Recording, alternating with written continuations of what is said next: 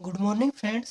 आज हम बात करेंगे नॉर्मल फॉर्म ऑफ लाइन कि रेखा का लंब रूप क्या होता है, उसके बारे में बात करेंगे और उसका जो फॉर्मूला होता है उसको ड्राइव करेंगे।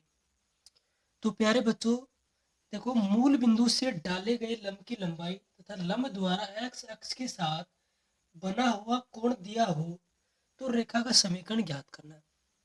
मान लीजिए आपको ये कोई लाइन दे रखी है, ये हम कोऑर्डिनेट सिस्टम ले लेते हैं और ये कोई लाइन दे रखी है आपको। इस लाइन को मैं नाम दे देता हूँ, कुछ भी नाम दे दो, एच पी दे दो, एच आर दे दो, एच आर। ये कोई लाइन है, क्लियर। और इस लाइन के ऊपर भाई हम एक पॉइंट ले लेते हैं, कोई सा पॉइंट ले लो अपनी मर्जी से, है ना। कोई सा ले लो, ये पी ले लो, ये लो पी एक्स वाई ले लिया हमने, कोई फर्क नहीं पड़ता भाई, क्लियर। और आपको इस मूल बिंदु से, इस ओरिजिन पॉइंट से इस रेखा पर एक लंब डालते, क्या लंब डालते, एक परपेंडिकुलर मान लीजिए हमने ये डाल दिया, क्लियर। और इसको हमने नाम दे दिया एम। और देखो ये इसमें कह रहा है कि लंब की लंबाई, मान लीजिए लंब की लंबाई क्या हो, पी, तथा एक्स लंब द्वारा, ये लंब है परपेंडिकुलर है, और इसके द्वारा एक्स के साथ बना हुआ कोण दिया हो। मान लीजिए ये कोण हम मान लेते अपनी तरफ से अल्फा, कोई दिक्कत नहीं, क्लियर। और ये कोऑर्डिनेट हम ले लेते ए, और इसको नाम दे दिया मैं बी दे देता हूँ। एच आर कोई लंबाई की कोई भी एक लाइन है, और ये दो पॉइंट है, एक एक्स एक्सिस को कहाँ पर काट रहा है, ए पॉइंट के ऊपर, ये तो एक्स एक्सिस की है, और ये वाई एक्सिस है। और ये जो लाइन है एच आर जो भी है आगे तक जाती है, इनफाइनाइट होती है, ये इस एक्स एक्सिस को तो ए पॉइंट के ऊपर काट रही है, और इस वाई एक्सिस को कहाँ काट रही है, बी पॉइंट के ऊपर कट कर रही है, क्लियर। अब देखो भाई, अब हमें इस लाइन, ये जो एच आर वाली लाइन है, इसका फॉर्मूला हमें ड्राइव करना है कि इसका फॉर्मूला क्या आता है हमारे पास।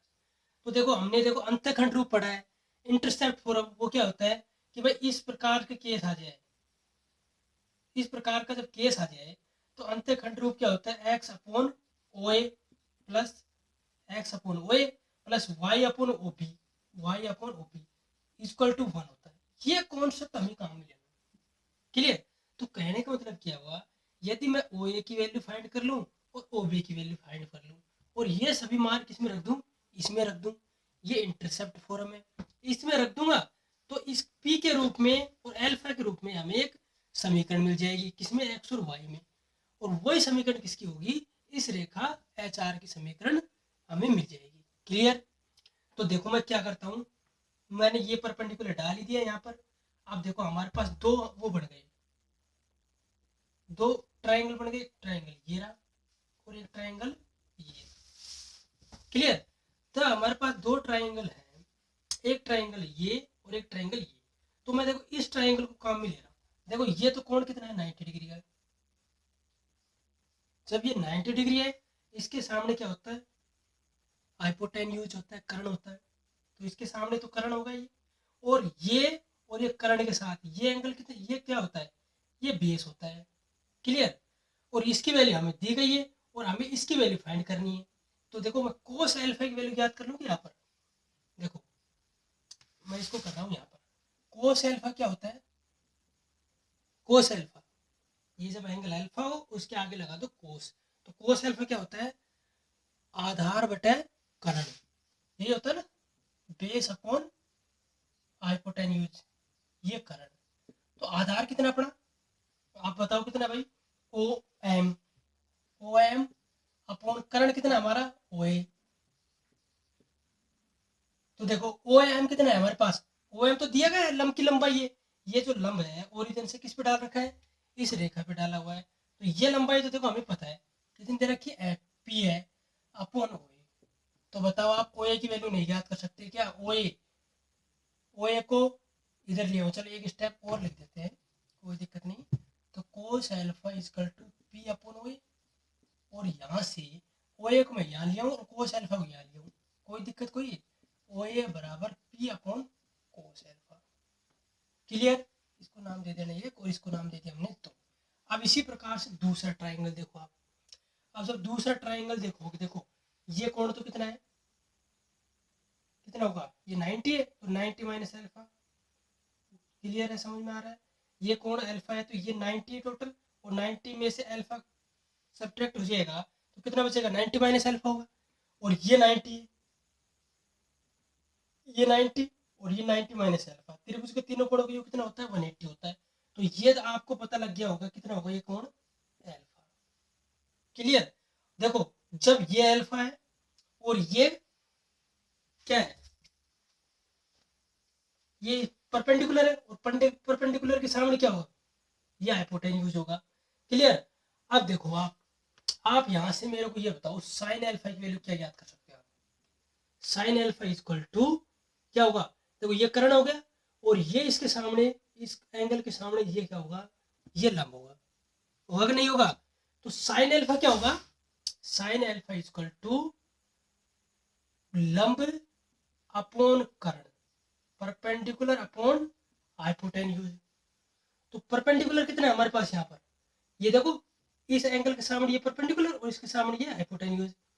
तो परपेंडिकुलर तो कितना है, पी, ये पी अपॉन कर्ण कितना है हमारे पास, कर्ण ओ बी, ओ बी। अब बताओ इसी प्रकार से आप ओ बी की वैल्यू नहीं याद कर लोगे क्या, O B is equal to p upon sine alpha. बताओ इसमें कोई दिक्कत आई हो तो आपको, इजी है, कोई दिक्कत है, नहीं है कोई दिक्कत? इसको नाम दे दिया हमने तीन। देखो 2 3 से ओ ए और ओ बी, ये वैल्यू कहाँ पुट कर दो, इसमें पुट कर दो। तो जब पुट करोगे तो क्या आएगा, देखो मैं लिख रहा हूँ डायरेक्ट, ओ ए की वैल्यू इसमें पुट करो और ओ बी की वैल्यू इसमें पुट करो, तो क्या आएगा, एक्स अपॉन ओ ए कितना, पी अपॉन कोस अल्फा, कोई दिक्कत इसमें, plus y upon p upon sine alpha equal to 1। Clear है यहाँ तक? अब देखो मैं यहाँ लिख देता हूँ, यहाँ पर इसको यहाँ सोल्व करके यहाँ लिख देता हूँ। देखो कोस अल्फा ऊपर चला जाएगा, अपॉन पी रहेगा, साइन अल्फा ऊपर चला जाएगा, अपॉन पी रहेगा, तो कितना बचेगा भाई बताओ, आप ही बताओ, x cos alpha upon p plus y sign alpha upon p equal to 1। आएगा कि नहीं आएगा? क्लियर यहाँ तक? इसी प्रकार से इसको और सरल कर लो, तो this implies x cos alpha plus y sign alpha बराबर पी को मैं इधर लेगा तो ये आ जाएगा। और ये जो इक्वेशन आती है ये लाइन की नॉर्मल फॉर्म कहलाती है। क्या कहलाती है? ये लाइन की नॉर्मल फॉर्म कहलाती है। तो प्यारे बच्चों क्या करना है आपको, देखो कि यदि आपको परपेंडिकुलर डिस्टेंस दी गई हो और उस परपेंडिकुलर डिस्टेंस, ये परपेंडिकुलर डिस्टेंस पी दी गई हो, और यदि ये जो लाइन बन रही है ना ये इस एक्स एक्सिस से यदि अल्फा कोण बनाती हो तो उसकी इक्वेशन क्या आती है, x cos alpha plus y sign alpha upon p. Clear? और ये कॉन्सेप्ट हमने पता है कि x upon O A plus y upon O B बराबर 1 होता है।